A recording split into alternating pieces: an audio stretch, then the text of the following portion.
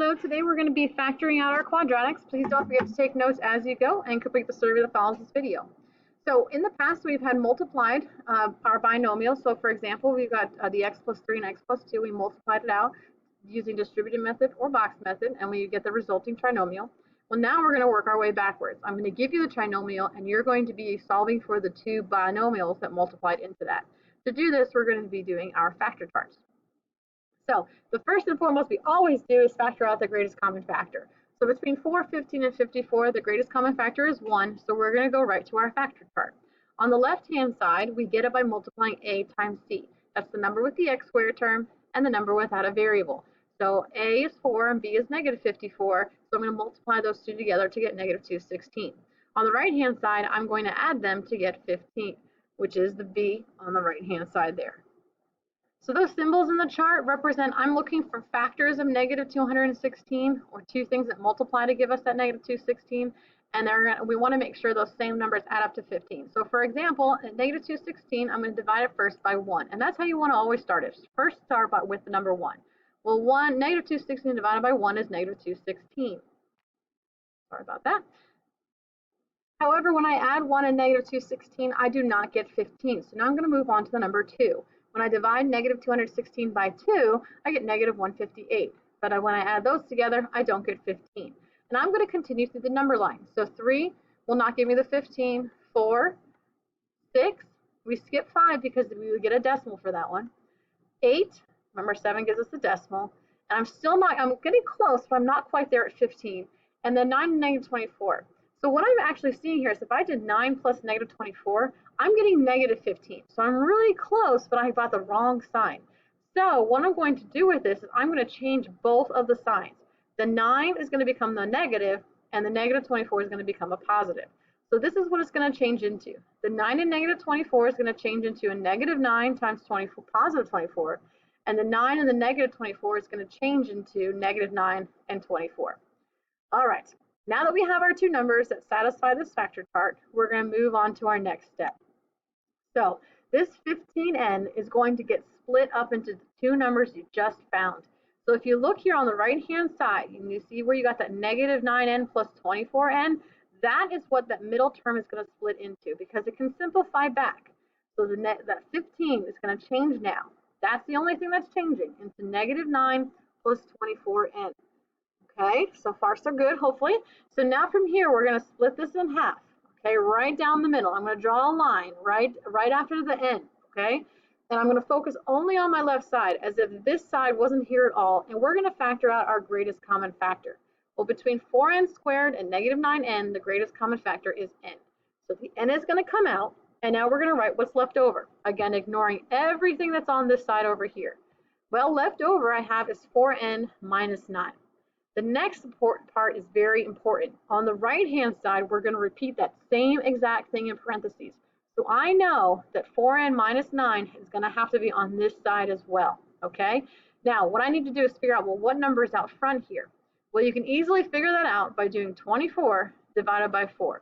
When you take that, you get the positive 6. That number is actually the GCF between 24 and 54. That's just a nice, fast way to do it. Okay, now between the guys on the left and the guys on the right, we have a common factor. We have this 4n minus 9 between those guys once again. So we're going to group with a swoop. The 4n minus 9 are going to come together, and then what's left over, the two things you factored out, is actually going to be your second parenthesis. So in this case, it's the n plus 6. Okay, so that is what the two original binomials were. Let's take a look at another example. So in this case here, there's technically a 1 in front of that p squared, so keep that in mind. There's no number there, so we're going to do 1 times negative 28. And when we get that, we get negative 28 on the left. And then remember, b, the guy in the middle, is always going to be what's on the right-hand side. So we want to multiply to negative 28 and add to 3. So I'm going to start with 1, but I don't get 3. I move to 2, I still don't get 3. But when I get to 4, I see when I do 4 plus negative 7, I'm getting a negative 3. So that's kind of like a light bulb to me. I see negative 3, but I ultimately want a positive. So just like in the last example, we're going to change both the signs. 4 and negative 7 is now going to become negative 4p and a positive 7p. The 4 plus the negative 7 is now going to become negative 4p and a positive 7. Again, our goal is to get a positive 3, which is why we did that. Okay, so now we're going to use that to now split that 3p up. So this is what we're changing it into, what it's being added to. So we're going to split that 3p into two things, negative 4p and plus 7p. And we're going to remember, split it right after this p. That's where your line is going to go. And we're going to factor out the greatest common factor on the left. So between p squared and 4p is just p. And we are left with p minus 4, because remember, we're dividing that out from both of those. Which means if p minus 4 is on the left, then p minus 4 is also on the right. Well, in order to get this, I know there's technically a 1 here, so 7 divided by 1 gives us a positive 7. So once again, you can see that 7 is the greatest common factor between 7p and negative 28p. Okay, so now we're going to group with a swoop. So we group, our p minus 4 comes together to create our very first of our two, and then this p, and we're going to, with that 7 is a positive 7, so the second binomial is p plus 7. So p minus 4 is what's in common. This p plus 7 is what you factored out from each of those things. All right, this should be the last one. So again, we always check for a GCF. So between 4, 34, and 72, we actually have a GCF, which is the number 2. So we're going to divide everything through by 2, and we're left with 2x squared minus 17x plus 36. So now that we've reduced it, we're going to use that second one.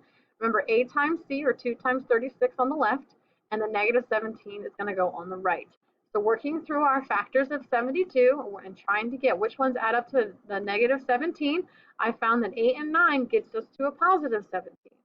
Again, we want a negative 17, and we want to make sure that we still use the numbers 8 and 9. Well, two numbers that are negative make it a positive. So we got negative 9x and negative 9x for multiplying to get positive 72, and then negative 8x plus negative 9x gives us a negative 17x.